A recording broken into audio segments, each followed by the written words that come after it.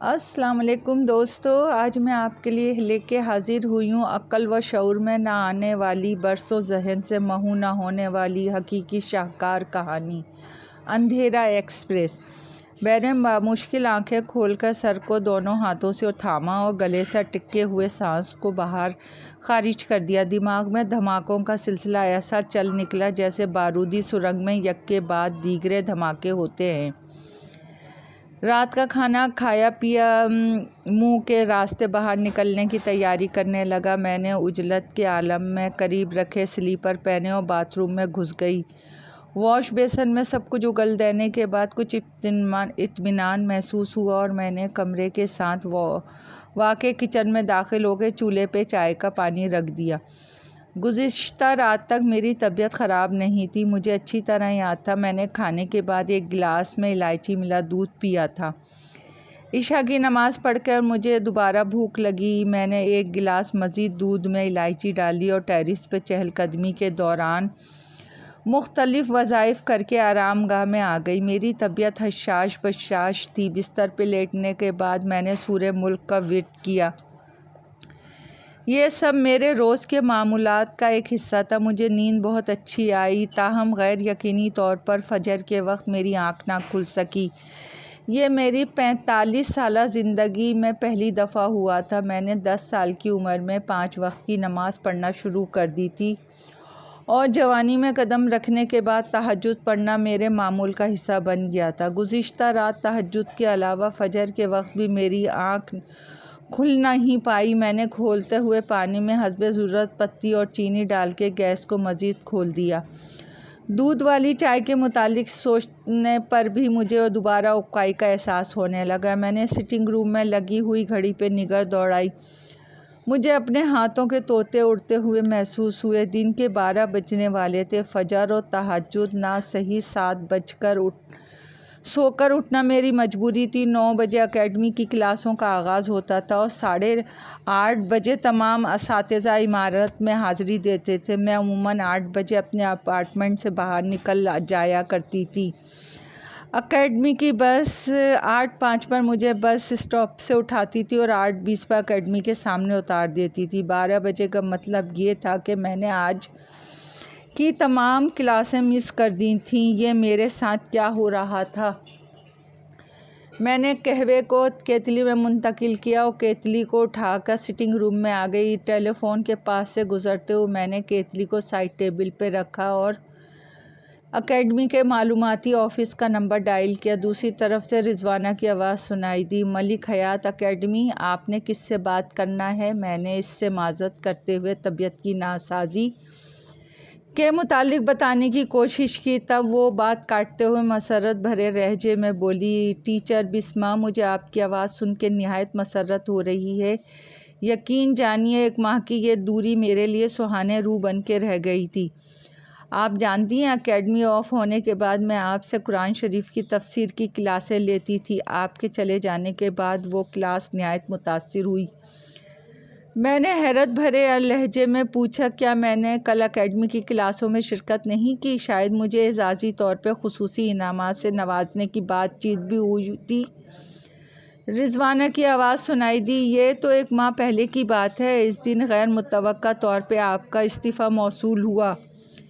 Principal Tahira نے آپ سے بات کرنے کے لیے فون کیا۔ تب انہیں بتایا گیا کہ آپ غیر ملکی دورے پر بیرونی ملک جا چکی ہیں۔ اعزازی تقریب میں آپ کی غیر حاضری پر مجھے دلی افسوس ہوا، تاہم آپ کا ایوارڈ اور اسناد میرے پاس محفوظ ہیں۔ مجھے ایک دفعہ پھر اپنے دماغ میں دھماکے ہوتے ہوئے محسوس ہوئے، اکائی کا احساس ہوا۔ میں نے بے اختیار ریسیور کو کریڈل پہ پٹکا اور عجلت کے عالم میں باتھ روم کی طرف بھاگ پڑی۔ واش بیسن میں سب کچھ اگلنے کے بعد جب میں نے کمرے کا رخ کیا تو مجھ پہ غشی طاری ہونے لگی۔ میں بے سدھ ہو کے بستر پہ گر گئی۔ نہ جانے کتنا وقت یوں ہی گزر گیا۔ کافی دیر بعد مجھے ہوش آیا۔ تب میں نے فون کر کے جبران کو فلیٹ پر بلایا۔ مجھے اس کی اس وقت اپارٹمنٹ میں ملنے کی توفیق نہیں تھی، تاہم غیر متوقع طور پہ اس نے کال اٹینڈ کر لی۔ میں نے نکہت بھرے لہجے میں اسے بتایا، میری طبیعت بہت ناساز ہے، اگر تم کسی لیڈی ڈاکٹر کے متعلق جانتے ہو تو برائے مہربانی کر کے مجھے اس کے پاس لے چلو۔ اس نے معاملے کی نزاکت کو محسوس کرتے ہوئے بات چیت کرنے کی کوشش نہیں کی اور فون بند کر دیا۔ وہ میرے سامنے والے اپارٹمنٹ میں مقیم تھا۔ میری اور اس کی جان پہچان چند دنوں پر مشتمل تھی، تاہم ٹیچر ہونے کی وجہ سے وہ میرے دل سے احترام کرتا تھا۔ 5 منٹ کے بعد دروازے پہ دستک ہوئی۔ میں نے دروازہ کھولا۔ وہ سامنے کھڑا تھا۔ اس کی عمر بمشکل 25 سے 30 سال کے درمیان تھی۔ چہرے کے نقوش دل فریب اور بے انتہا حیرت بھرے تھے۔ قد لمبا اور بال فوجی انداز میں کٹے ہوئے تھے۔ مجھے دیکھتے ہی اس نے تشویش بھرے لہجے میں پوچھا، آپ کی طبیعت کافی حد تک ناساز دکھائی دے رہی ہے، خیریت تو ہے؟ ضرور بد پریزی ہو گئی ہوگی۔ میں نے اس کی بات کو نظر انداز کرتے ہوئے کہا، مجھے سلمیٰ ریاض کے کلینک لے چلو، باقی کی تفصیل بعد میں بتاؤں گی۔ اس نے اسباب میں سر ہلایا اور میرے ساتھ اپارٹمنٹ سے باہر آ گیا۔ دن کے 1:45 بج رہے تھے۔ سڑک پہ ٹریفک کا ازدحام تھا۔ اس سے ڈرائیونگ کرنے میں دقت کا سامنا کرنا پڑ رہا تھا، اس لیے بات چیت کا موقع نہ ملا۔ ڈاکٹر سلمیٰ ریاض کا کلینک شہر کے مصروف ترین حصے میں واقع تھا۔ میری ان کے ساتھ اچھی خاصی جان پہچان تھی۔ گورنمنٹ سروس سے ریٹائر ہونے کے بعد انہوں نے حال ہی میں کلینک کھولا تھا، تاہم کام کی زیادتی کا یہ عالم تھا کہ مریضوں کو 1 ہفتہ قبل نمبر حاصل کرنا پڑتا تھا۔ جبران نے چپراسی کے ہاتھ میں 100 کا نوٹ پکڑاتے ہوئے اسے ڈاکٹر کو اپنی آمد سے متعلق مطالبہ کرنے کی سفارش کی۔ میں رشوت دینے اور لینے کے حق میں کبھی نہیں تھی، لیکن طبیعت خراب ہونے کی وجہ سے مجھے اس کے متعلق معلوم نہ ہو سکا، جبران نے مجھے بعد میں بتایا۔ چپراسی نے نوٹ کو جیب کے اندر منتقل کیا اور دروازہ کھول کے اندر چلا گیا۔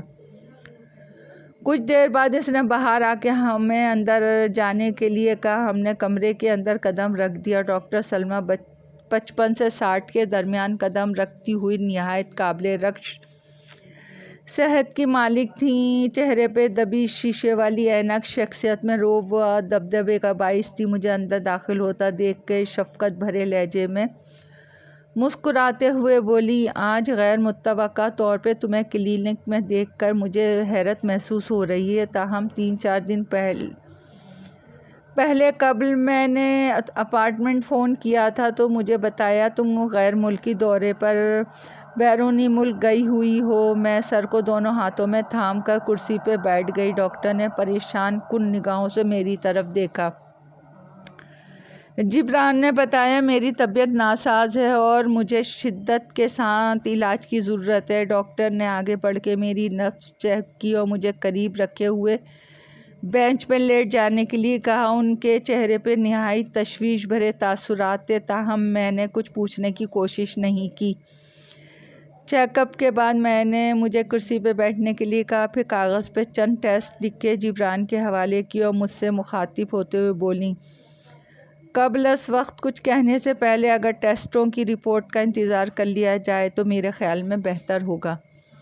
مجھے دوبارہ متلی کا احساس ہونے لگا، تاہم خالی پیٹ ہونے کی وجہ سے یہ احساس جلدی ختم ہو گیا۔ میں نے پوچھا، کیا کوئی تشویشناک بیماری ہے مجھے؟ صبح سے الٹیاں آ رہی ہیں، شاید بلڈ پریشر بھی کم ہے۔ ڈاکٹر نے قلم کو میز پر رکھ دیا اور کرسی کے ساتھ پشت لگانے کے بعد دھیمے لہجے میں بولیں، کوئی بھی عورت اس کیفیت کو محسوس کر کے بآسانی بیماری کی تشخیص کر سکتی ہے، لیکن مجھے کچھ کہتے ہوئے اس لیے جھجک محسوس ہو رہی ہے کہ تم شادی شدہ نہیں ہو۔ تمہارے پریگننٹ ہونے کی وجہ میرے لیے ناقابل فہم ہے۔ میرے دماغ کو زوردار جھٹکا لگا اور میں کمرے کے ساتھ بنے ہوئے باتھ روم کی طرف بھاگ کھڑی ہوئی۔ واش بیسن میں زہریلا پانی اگلنے کے دوران مجھے اپنی قوت سماعت پہ شک محسوس ہو رہا تھا۔ ڈاکٹر سلمیٰ جو کچھ کہہ رہی تھیں اس کا اندازہ مجھے شادی نہ ہونے کے باوجود بھی ہو گیا تھا، تاہم بات غیر یقینی تھی۔ میں نے واش بیسن کا نل کھولا اور چہرے پہ پانی کے چھینٹے مارنے کے بعد باتھ روم سے باہر آ گئی۔ جبران اور ڈاکٹر سلمہ میرے منتظر تھے۔ میں نے ڈاکٹر سلمہ کو الٹیاں روکنے کی دوائی لکھنے کے لیے کہا تو انہوں نے پیڈ پر لکھ دیں اور میں جبران کے ساتھ کمرے سے باہر آ گئی۔ میڈیکل اسٹور سے دوائیں لینے کے بعد ہم پارکنگ میں کھڑی جبران کی گاڑی کی طرف آ گئے۔ دوران سفر میرا دماغ مختلف سوچوں کے گھیرے میں تھا۔ معاملہ نہایت پراسرار اور گھمگیر تھا۔ میری آنکھوں کے دیر تک کھلنا، نمازوں کا قضا ہو جانا، ان سب سے قطع نظر ایک رات کے اندر پریگننٹ ہونا نہایت غیر یقینی بات تھی۔ میں اسلامک اکیڈمی میں قرآن مجید تفسیر کی معلمہ تھی۔ ہماری اکیڈمی کے اندر مردوں کا داخلہ ممنوع تھا۔ میں باپردہ اور دیندار قسم کی معمولی شکل و صورت کی عورت تھی۔ مجھے مردوں میں قطعی دلچسپی نہیں تھی۔ نہ جانے یہ سب کیسے ہوا۔ جبران نے اپارٹمنٹ کے سامنے گاڑی روکی اور میں دواؤں کا شاپر ہاتھ میں لیے کمرے کے اندر آ گئی۔ میں نے ڈاکٹر کی ہدایت کے مطابق چند گولیاں حلق میں انڈیلیں اور کافی کا پانی چولہے پہ رکھنے کے بعد سٹنگ روم میں آ گئی۔ جبران میرا منتظر تھا۔ اس کے چہرے پہ شش و پنج کے اثرات تھے، تاہم نگاہوں کا مرکز میں نہیں تھی، بلکہ میرا مختصر اٹیچی کیس تھا جو داخلی دروازے کے پاس رکھا ہوا تھا۔ میں عموماً غیر ملکی دوروں کے دوران اس اٹیچی کیس کو استعمال کرتی تھی۔ اگر وہ باہر رکھا تھا تو تب اس کا واضح مطلب یہ تھا کہ میں نے واقعی بیرون ملک سفر کیا تھا، لیکن میرے حافظے میں سفر کے متعلق کوئی بھی یاد محفوظ نہیں تھی۔ کہیں ایسا تو نہیں تھا کہ چند دن قبل کی ان یادوں کو شعور سے غائب کر دیا گیا ہو، لیکن ایسا کرنے والا کون ہو سکتا ہے؟ میرے ارد گرد مردوں کی تعداد نہ ہونے کے برابر تھی۔ جبران اور ملک حیات دو ایسی ہستیاں تھیں جن کے متعلق مجھے کچھ اندیشہ لاحق تھا۔ اکیڈمی کے سربراہ ملک حیات جیسا شریف النفس انسان کے متعلق سوچنا معیوب تھا، لیکن میرا زیادہ اٹھنا بیٹھنا ان کے ساتھ تھا۔ جبران کو چند ہفتوں میں قرآن و تفسیر سے متعلق مختصر وقت اس لیے دے رہی تھی کہ وہ میرا ہمسایہ تھا اور میں ہمسایوں کے حقوق سے واقف تھی۔ میں نے ایک دفعہ پھر اس کے سراپے کو نگاہوں میں لاتے ہوئے تنقیدی نگاہوں سے تفصیلی جائزہ لیا۔ سرخ سفید رنگت، معصومیت بھرے نقوش، قد لمبا، قابل تعریف شخصیت، کردار و فعال کے لحاظ سے نہایت شریف النفس اور فطرتاً شرم و حیا اور پرخلوص طبیعت کا مالک۔ مختصر عرصے کے دوران اس نے کبھی بھی میری آنکھوں میں آنکھیں ڈال کے بات نہیں کی۔ یہ بات سوچنا بھی شرم اور نہایت گھٹیا سوچ کے مترادف تھا کہ وہ دوران غفلت میرے ساتھ معیوب حرکت کرنے کا متحمل ہو سکتا تھا۔ اس کے باوجود بھی صنف مخالف کی ذات سے کچھ بعید نہیں تھا۔ میں نے اسے کچن میں جا کے کافی تیار کرنے کے لیے کہا۔ وہ خاموشی کے ساتھ اندر چلا گیا۔ اس کے جانے کے بعد میں نے بریف کیس کا جائزہ لے لیا۔ ہینڈل کے پاس پیلے رنگ کا ٹیگ لگا ہوا تھا۔ میں نے اسے اتار لیا۔ ٹیگ کے پچھلی طرف Andhera Express, bogie number 5، seat number 120 تحریر تھا۔ میں نے زیر لب نام دہرایا، Andhera Express, bogie number 5، seat number 120۔ یقیناً کسی نامعلوم اور پراسرار ٹرین کا نام تھا۔ ٹیگ لگے ہونے کی وجہ سے یہ کہنا بعداز قیاس نہیں تھا کہ میں نے اس کے ذریعے کسی اور دور دراز علاقے کا سفر کیا تھا جس کے متعلق میرے یادداشت میں کچھ بھی درج نہیں تھا۔ میں نے بریف کیس کھول کے دیکھا۔ وہ ضروریات زندگی کے سامان سے بھرا ہوا تھا۔ ٹوتھ پیسٹ، کنگھی، سرما، مختصر لباس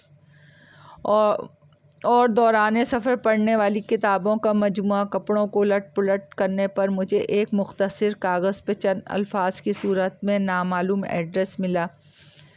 میں نے نگاہ الفاظ پہ دوڑائی، علی پور، سیدہ محلہ، دوتارہ، امروہہ۔ حیرت انگیز طور پہ تحریر میری اپنی تھی۔ میں نے کب اور کیوں لکھی، مجھے اور باتوں کی طرح اس کے بارے میں بھی کچھ یاد نہیں تھا۔ جبران کافی کے مگ تھامے سٹنگ روم میں داخل ہوا۔ وہ کافی بہت اچھی بناتا تھا۔ میں جب بھی اس کے اپارٹمنٹ میں تفسیر و تعلیم کے سلسلے میں جاتی تھی تب کافی سے شغل ضرور ہوتا تھا۔ وہ میرے سامنے صوفے پہ بیٹھ گیا، کھوجتی ہوئی نگاہوں سے میری طرف دیکھنے لگا۔ میں نے پوچھا، کبھی ٹرین میں سفر کیا ہے یا پھر اس کی تفصیل سے واقف ہو؟ اس نے انکار میں سر ہلایا۔ مجھے اندھیرا ایکسپریس کے نام کی ٹرین کے متعلق معلومات درکار ہے۔ کہاں جاتی ہے، کہاں سے آتی ہے، ٹائمنگ شیڈول کیا ہے اور کہاں کی ٹرین ہے؟ جبران نے حیرت بھرے لہجے میں پوچھا۔ کچھ عجیب سا نام ہے، اندھیرا ایکسپریس، میں نے کبھی نہیں سنا۔ ہو سکتا ہے کہ حال ہی میں اس کا قیام ہوا ہو۔ بکنگ آفس میرے جاننا والا ہے، میں اچھی طرح فون کر کے معلومات حاصل کرتا ہوں۔ وہ اٹھ کے فون کی طرف چلا گیا۔ گولیاں کھانے سے میری طبیعت بحال ہو گئی تھی اور مجھے بھوک بھی لگنے لگی تھی۔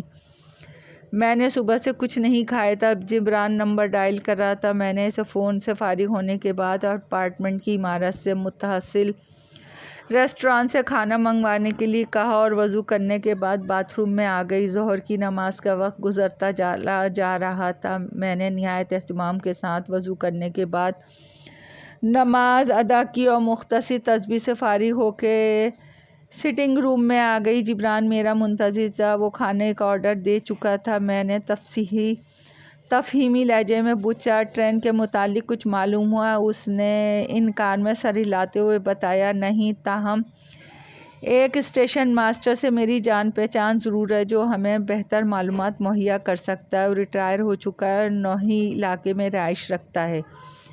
کھانے کے بعد ملاقات کے لیے چلیں گے۔ میں نے اسباب میں سر ہلایا اور قریبی صوفے پہ بیٹھ گئی۔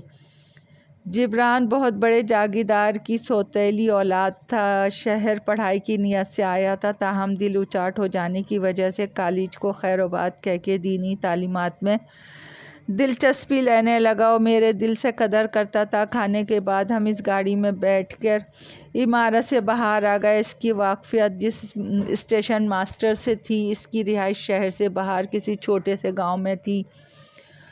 دوران سفر جبران نے مجھ سے معاملے کے متعلق بات چیت کرنے کی کوشش کی۔ میں نے اسے ٹال دیا۔ میں خود معاملے کی اندیکھی گتھیوں میں الجھ کے رہ گئی تھی۔ اسے بھلا کیا بتاتی؟ اسٹیشن ماسٹر کا گھر 2 کمروں میں مشتمل تھا۔ ہمیں کرسیوں پہ بٹھانے کے بعد اس نے جبران سے آنے کی وجہ دریافت کی۔ جبران کے کچھ بولنے سے قبل میں نے اسے اندھیری ایکسپریس کے متعلق بتانے کے بعد تفصیل کے متعلق پوچھا۔ اس نے حسب توفیق لاعلمی کا اظہار کیا۔ میں ایسی کسی بھی ٹرین کے متعلق نہیں جانتا۔ نام بھی کچھ پراسرار ہے، شاید غیر معروف پہاڑی علاقے کی طرف چلنے والی معمولی اہمیت کی حامل کوئی ٹرین ہو۔ آپ پہاڑی علاقے میں معلومات کیجیے۔ میں نے پرس میں سے کاغذ کا ٹکڑا باہر نکالا جس پر نامعلوم ایڈریس تحریر تھا اور بوڑھے کے ہاتھوں میں تھما دیا۔ اس نے چند لمحے نظر ثانی کی، پھر گویا ہوا۔ ہمسائے ملک کا ایڈریس لگتا ہے، امروہہ وہیں کا علاقہ ہے، یقیناً ٹرین کا تعلق بھی وہیں سے ہوگا۔ کافی عرصہ ہوا۔ دونوں ملکوں کے دوران کشیدگی کی وجہ سے ٹرینوں کے سلسلے کو منقطع کر دیا گیا۔ یہ بات بعد از قیاس نہیں کہ کسی ٹرانسپورٹ جیسی ٹیکسی یا پھر بس وغیرہ کا نام ہو۔ میں نے پوچھا، جو اس پراسرار آپ کسی ایسے آدمی کے متعلق جانتے ہیں جو اس اسرار سے پردہ اٹھا سکے؟ اسٹیشن ماسٹر بولا، حتمی طور پہ کچھ نہیں کہہ سکتا، تاہم ایک قریبی دوست سے کچھ پوچھ گچھ کے بعد شاید آپ کی کچھ مدد کر سکوں۔ وہ قریبی پہاڑی علاقے میں رہتا ہے۔ میں نے وہاں جانے سے پہلے عصر کی نماز پڑھی اور آگے کا سفر کا آغاز کیا۔ اسٹیشن ماسٹر کا جاننے والا بوڑھا آدمی نہایت مفلسی اور افلاس کی زندگی گزار رہا تھا۔ بیوی فوت ہو گئی تھی اور بچے اسے تنہا چھوڑ کر شہر منتقل ہو گئے تھے۔ گزر بسر گاؤں والوں کی نظر کی ہوئی رقم یا پھر کھانے پینے کی امداد پر میسر تھی۔ میں نے 1000 کا نوٹ اس کے ہاتھ میں تھماتے ہوئے اندھیرا ایکسپریس کے متعلق پوچھا۔ اس نے غیر متوقع طور پہ اسباب میں سر ہلاتے ہوئے بتایا، میں جانتا ہوں، تاہم معلومات کے لیے 1000 کا نوٹ قابل قبول نہیں، مجھے 2000 کی رقم درکار ہے۔ میں نے دلاسا دینے والے لہجے میں کہا، اگر معلومات اس قابل ہوئی کہ مجھے اس سے کچھ فائدہ ہو سکے تو میں آپ سے وعدہ کرتی ہوں آپ کو مطلوبہ رقم ضرور دوں گی۔ بوڑھا تلخ لہجے میں بولا، تمہیں رقم قبل از وقت دینی ہوگی، میں تم پر اعتبار نہیں کر سکتا۔ میں نے پرس کھول کے رقم اس کے ہاتھوں میں تھما دی۔ اس کے بے رونق چہرے پہ شادابی کی لہر دوڑتی چلی گئی اور اس نے نہایت احتیاط کے ساتھ نوٹوں کے نیفے میں اڑسا، پھر دھیمے لہجے میں بولا، در حقیقت اندھیرا ایکسپریس کوئی باقاعدہ ٹرین نہیں، یہ ایک نہایت خفیہ قسم کی سرنگ میں چلنے والی گاڑی کا نام ہے، جس کے ذریعے دو ملکوں کے درمیان ہر قسم کی اسمگلنگ، حتیٰ کہ انسانوں تک کو غیر قانونی طور پہ دوسرے ملک منتقل کیا جاتا ہے۔ اسمگلر کا نام ہاشم خان ہے، اس کی رہائش گاہ فیروز آباد کے نوحی علاقے میں کہیں ہے، میں کچھ صحیح طرح بتا نہیں سکتا، تاہم تم تیمور خان سے رابطہ کرو، فیروز آباد میں اس کے چائے کا ہوٹل ہے، میرا نام بتا دینا، تمہارا کام ہو جائے گا۔ مغرب کا وقت ہونے والا تھا، میری طبیعت میں دوبارہ اتھل پتھل ہونے لگا، اس لیے میں نے ہاشم سے ملاقات کا ارادہ دوسرے دن کے لیے ملتوی کر دیا اور اسٹیشن ماسٹر کو اس کے گھر اتارنے کے بعد ہم اپنے اپارٹمنٹ آ گئے۔ مجھے اپارٹمنٹ میں چھوڑنے کے بعد جبران واپس چلا گیا۔ میں وضو کیا اور ٹیرس پہ جائے نماز لگا کر عشاء کی نماز ادا کی اور نہایت خشوع و خضوع سے روتے ہوئے اپنے حق میں بہتری کی دعا کی، چند وظائف پر مشتمل آیات کا ورد کیا اور بستر پہ آ گئی۔ معاملہ میری عقل و فہم سے باہر تھا، تاہم حقیقت سامنے تھی، ہر چند کہ میرے ارد گرد مردوں کی تعداد نہ ہونے کے برابر تھی، اس کے باوجود بھی وہ سب کچھ ہوا تھا جس کا ذمہ دار کسی شخص کو ہی گردانا جا سکتا تھا۔ میں نے ایک دفعہ پھر ارد گرد موجود افراد کا پرنگاہ تنقید ڈالی۔ سر فہرست اکیڈمی کے سربراہ حیات اور اس کے ساتھ چند دنوں سے میری شادی کا معاملہ زیر بحث تھا، تاہم ابھی خاص پیش رفت نہیں ہو سکی تھی۔ وہ نہایت خاموش طبع و سادہ طبیعت کے مالک تھا، 5 وقت کے نمازی، پرہیزگار ہونے کے علاوہ غیر شادی شدہ تھے، ان کی عمر 45 سے 50 کے درمیان تھی اور ان کی طرف سے کبھی کوئی غیر اخلاقی حرکت سرزد نہیں ہوئی تھی۔ اپارٹمنٹ کا مالک بیوی بچوں والا زن مرید قسم کا شوہر تھا، بیوی کی اجازت کے بغیر پانی پینے کو بھی گناہ سے تشبیہ دیتا تھا۔ سیکریٹری آفس میں کام کرنے والے چند افراد جن سے میرا تعلق صرف سلام دعا کی حد تک محدود تھا۔ جبران کی زندگی محرومیوں اور غموں کی ہماجگاہ تھی۔ اس کے جاگیردار باپ نے 2 شادیاں کی تھیں، پہلی شادی سے اسے 2 لڑکیاں ہوئیں، وہ جائیداد کی وارث نہیں بن سکتی تھیں۔ اس کے باپ نے وارث کے حصول کے لیے دوسری کی، اس شادی سے 1 لڑکا ہوا، پہلی بیوی اور اس کی دونوں لڑکیوں نے رقابت کے جذبے سے دل برداشت ہو گئے۔ جبران کی ماں کو اس کی آنکھوں کے سامنے گلے میں رسی کا پھندا ڈال کے پنکھے کے ساتھ لٹکا دیا اور خودکشی کی صورت دینے کے بعد معاملے کو دبا دیا۔ جبران کا باپ ان دنوں بیرون ملک گیا ہوا تھا، اس کے واپس آنے تک موت کو خودکشی کی وجہ گردان کر فائل بند کر دیا گیا۔ جبران پر سکتے کی کیفیت طاری تھی، ہوش حواس میں آنے کے بعد اس نے تمام معاملہ باپ کے گوشے گزار کرنے کی کوشش کی، تاہم اس کی دماغی کیفیت کو مدنظر رکھتے ہوئے باپ نے توجہ نہیں دی اور اسے پڑھنے کے لیے شہر بھیج دیا۔ اس کی حالت کافی عرصے متاثر رہی، پھر قرآن شریف کی تعلیم کے ذریعے کچھ سکون حاصل ہوا، اس نے باقاعدہ کے ساتھ کلاسیں لینی شروع کر دی۔ اچانک میرے دماغ میں خیال پیدا ہوا، اگر میں اپارٹمنٹ سے باہر گئی تھی تب سیکریٹری اہلکاروں کو اس کے متعلق ضرور معلوم ہونا چاہیے تھا۔ میں بستر سے اتر کر سٹنگ روم میں آ گئی۔ میں نے اپارٹمنٹ کے سیکریٹری آفس سے فون کے ذریعے رابطہ کیا اور اپنا تعارف کروانے کے بعد گیٹ میں متعین کسی فرد سے بات چیت کی خواہش کا اظہار کیا۔ دوسری طرف چند منٹوں کے لیے خاموشی طاری ہوئی، پھر جس مرد کی آواز سنائی دی میں اس سے اچھی طرح واقف تھی، وہ عبدالرحیم تھا۔ میں نے اسے معاملے سے آگاہ کرنے کے بعد اپنی غیر موجودگی کے متعلق دریافت کیا۔ اس نے بتایا، میں 1 ماہ قبل مختصر سامان کے ساتھ ایئرپورٹ گئی تھی، میرا سامان ٹیکسی میں اسی نے رکھا تھا۔ میں نے کال منقطع کرنے کے بعد ہاشم صاحب کا نمبر ملایا، غیر ملکی دوروں کی وجہ سے ایئرپورٹ پر میری بہت جان پہچان تھی۔ دوسری طرف سے فون ہاشم صاحب نے ریسیو کیا۔ میں نے رسمی بات چیت کے بعد بیرون ملک روانگی کے متعلق پوچھا تو انہوں نے چند لمحوں سوچتے رہنے کے بعد مجھے بتایا کہ میں وہاں آئی ضرور تھی، تاہم فلائٹ میں میری سیٹ بک نہیں ہوئی تھی اور ان سے بات چیت سے قبل سرخ رنگ کی لیسان قریب آ کے رکی۔ ڈرائیونگ سیٹ پہ نوعمر لڑکا بیٹھا تھا۔ میں اس کے ساتھ بیٹھ کر شہر سے باہر جانے والی سڑک کی طرف چلی گئی۔ میں نے جھٹکے کے ساتھ ریسیور کریڈل پر رکھ دیا۔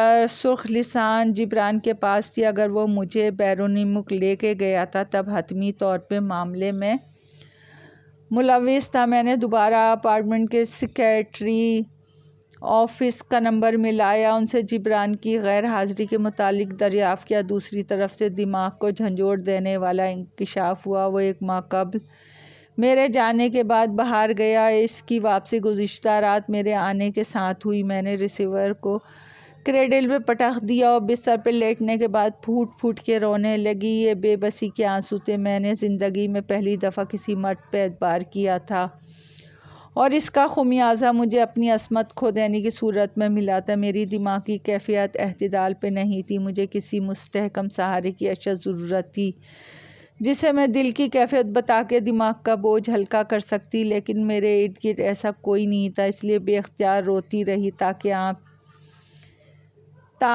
مجھے پر غشی کی کیفیت طاری ہو گئی اور میں بے سدھ ہوتی چلی گئی۔ رات کے 3 بجے میری آنکھ کھلی، مجھے متلی محسوس ہو رہی تھی۔ میں نے گولی حلق میں انڈیلی اور وضو کرنے کے بعد ٹیرس پہ آ گئی۔ 14ویں کا چاند اپنے جوبن پہ تھا، 400 چاندنی پھیلی ہوئی تھی۔ میں نے جائے نماز بچھا کے تہجد ادا کی اور قرآن شریف کی تلاوت میں مشغول ہو گئی۔ میری طبیعت اعتدال پہ آنے لگی، سوچے سمجھنے کی کیفیت بیدار ہو گئی۔ میں نے معاملے پر دوبارہ نظر ثانی کی۔ جبران کے معاملے میں ملوث ہونے کی امکانات نہ ہونے کے برابر تھے۔ اس کی دبی ہوئی شخصیت ایسی دلیرانہ اقدامات کے متقاضی نہیں ہو سکتی تھی۔ پردے کے پیچھے کوئی اور تھا۔ جبران کو صرف ڈمی کے طور پہ استعمال کیا جا رہا تھا۔ اندھیرا ایکسپریس کے متعلق اتنی آسانی کے ساتھ معلوم ہونا اس بات کا واضح ثبوت تھا کہ مجھے صحیح راستے پہ ڈالنے کے لیے اس کا نہایت خوبصورتی کے ساتھ استعمال کیا جا رہا تھا۔ میں جائے نماز کو سمیٹا اور قرآن پاک کو الماری میں منتقل کرنے کے بعد بستر پہ لیٹ کے اپنے اگلے لاعلم عمل پہ غور کرنے لگی۔ جبران یقیناً اس شخص سے واقف تھا جس نے میری زندگی کو تباہ کیا تھا۔ اگر میں اس پر زبردستی کرتی تب وہ خوفزدہ ہو کے مجھے اس کے متعلق بتا سکتا تھا۔ وہ جو کوئی بھی تھا ہمسایہ ملک میں پوشیدہ تھا۔ اکیڈمی ختم ہو جانے کی صورت میں میرے پاس اس کے علاوہ اور کوئی چارہ نہیں تھا کہ میں اندھیرا ایکسپریس کے ذریعے ہمسایہ ملک کا سفر کرتی اور اس شخص سے ملنے کے بعد اس غیر انسانی فعل کا بدلہ لینے کی کوشش کرتی۔ مجھے نیند کچھ دیر سے آئی، فجر کی نماز سے قضا پڑھی اور ناشتہ کرنے کے بعد جبران کی فلیٹ کی طرف آ گئی۔ دروازے کو تالا لگا ہوا تھا۔ صبح کے 8 بج رہے تھے۔ وہ اتنی جلدی اٹھنے کا عادی نہیں تھا۔ میں نے معلوماتی کاؤنٹر سے اس کے متعلق پوچھا۔ انہوں نے بتایا وہ رات کو اپارٹمنٹ چھوڑ کے چلا گیا ہے۔ میں نے مینیجر سے اس کے اپارٹمنٹ کی چابی حاصل کی اور کمرے میں آ گئی۔ وہ اپنا تمام سامان سمیٹ کر گیا تھا، تاہم ٹیلی فون سیٹ کے پاس رکھی ہوئی نوٹ بک میں مختلف ایڈریس اور نمبروں کے ساتھ ہمسایہ ملک کا وہ ایڈریس بھی لکھا ہوا تھا جو میرے بریف کیس سے ملا تھا۔ میں نے نوٹ بک میں لکھے ہوئے ایڈریس سے اس کا موازنہ نہ کیا۔ علی پور سیدہ محلہ دوتارہ امروہہ۔ ایڈریس وہی تھا جو میرے پرس میں رکھے ہوئے کاغذ پر تحریر تھا۔ دوران تلاش ایڈریس کے علاوہ مجھے اور کوئی مفید چیز دستیاب نہیں ہو سکی۔ میں نے اپارٹمنٹ کی چابی مینیجر کے حوالے کی اور اپنے کمرے میں آ گئی۔ میرا ارادہ مستحکم ہو گیا تھا۔ اس کے علاوہ میرے پاس اور کوئی چارہ کار باقی نہیں بچا تھا کہ میں اندھیرا ایکسپریس کے ذریعے ہمسایہ ملک کی طرف سفر کرتی۔ وہاں کچھ ایسا تھا جس کے لیے مجھے وہاں بلائے جانے کے لیے مجبور کیا جا رہا تھا۔ میں نے بریف کیس میں سامان پیک کیا اور دواؤں پہ مشتمل لفافے کو بریف کیس میں رکھ کر اپارٹمنٹ سے باہر آ گئی۔ بینک سے رقم نکلوانے کے بعد مجھے فیروز آباد تک کا سفر بذریعہ ٹرین کرنا تھا۔ تیمور خان کے چائے کا ہوٹل گاؤں کے مصروف ترین مقامات میں سے ایک تھا۔ میں نے اس بوڑھے شخص کا حوالہ دینے کے بعد جب ہاشم خان سے ملنے کی خواہش کا اظہار کیا تب تیمور خان کاؤنٹر پر اپنے لڑکے کو بٹھا کے میرے ہمراہ ہوٹل سے باہر آ گیا۔ ہاشم خان کا گھر زیادہ دور نہیں تھا، حویلی کی طرز پہ بنا ہوا یہ گھر پکا اور کافی بڑا تھا۔ دروازے پہ کھڑے دربان کو تیمور نے میرے متعلق بتایا۔ دربان ہمیں حویلی سے منسلک بیٹھک میں بٹھا کر اندرونی کمروں کی طرف چلا گیا۔ اس کے جانے کے بعد تیمور خان نے پوچھا، اگر تم غیر قانونی طور پر ہمسایہ ملک جانا چاہتی ہو تو مناسب رقم کا بندوبست کر لو، اس کے بغیر بات چیت کرنے سے بھی وہ اجتناب کرے گا۔ میں نے اسے جھوٹا بتایا کہ میرے پاس کچھ رقم موجود ہے، باقی کے انتظام میں مطلوبہ مقام پہ پہنچنے کے بعد بآسانی کر لوں گی۔ وہ خاموش ہو گیا۔ کچھ دیر بعد ہاشم کمرے میں داخل ہوا۔ اس کا چہرہ کرخ، آنکھیں خونخوار، قد لمبا اور وہ شلوار قمیض میں ملبوس تھا۔ تیمور خان نے اٹھ کر اسے سلام کیا اور میرے متعلق بتانے کے بعد کمرے سے باہر نکل گیا۔ ہاشم نے مجھے مخاطب کرتے ہوئے بولا، ہمسائے ملک کے اندر جانے کا معاوضہ 10,000 ہے۔ ہمارا سفر رات کے اندھیرے میں شروع ہوگا اور صبح کے اجالے پہ ختم ہو جائے گا۔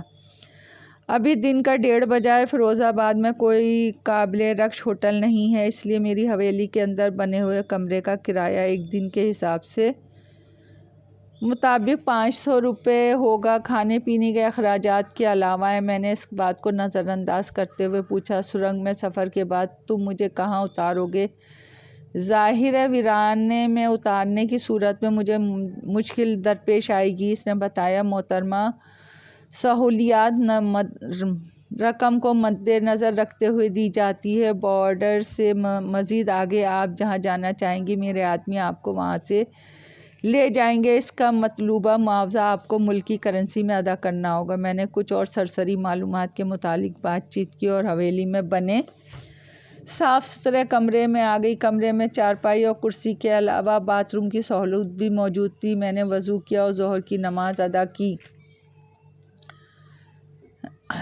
کھانے کا انتظام کرنے لگی۔ کھانا سادہ لیکن مزیدار تھا۔ کھانے کے بعد میں آرام کی نیت سے چارپائی پہ لیٹ گئی۔ بہت سے خدشات دماغ میں گردش کر رہے تھے۔ دیار غیر میں جہاں میرا جاننے والا کوئی نہیں تھا وہاں مجھ پر پریگنینسی کی حالت میں جانا چاہیے تھا کہ نہیں؟ ابھی کچھ نہیں ہوا۔ اگر میں واپس چلی جاتی تو مجھے بآسانی کہیں اور ملازمت مل جاتی، تاہم ایسی صورت میں میں حقیقت سے پردہ نہیں اٹھ سکتا تھا جو میرے بڑھتے ہوئے تجسس کی تسکین کے لیے نہایت ضروری تھا۔ امروہہ ضلع علی پور سیدہ میں سب کچھ تھا جیسے میں لاشعوری طور پہ دیکھ چکی تھی۔ یقیناً جبران بھی وہیں تھا۔ میں ہاشم کے ذریعے وہاں تک جا کر بخوبی واپس آ سکتی تھی۔ اگر کوئی قباحت تھی تو صرف کاغذات کی غیر موجودگی اور جان پہچان نہ ہونے کی تھی۔ انہی سوچوں کے درمیان میری آنکھ لگ گئی۔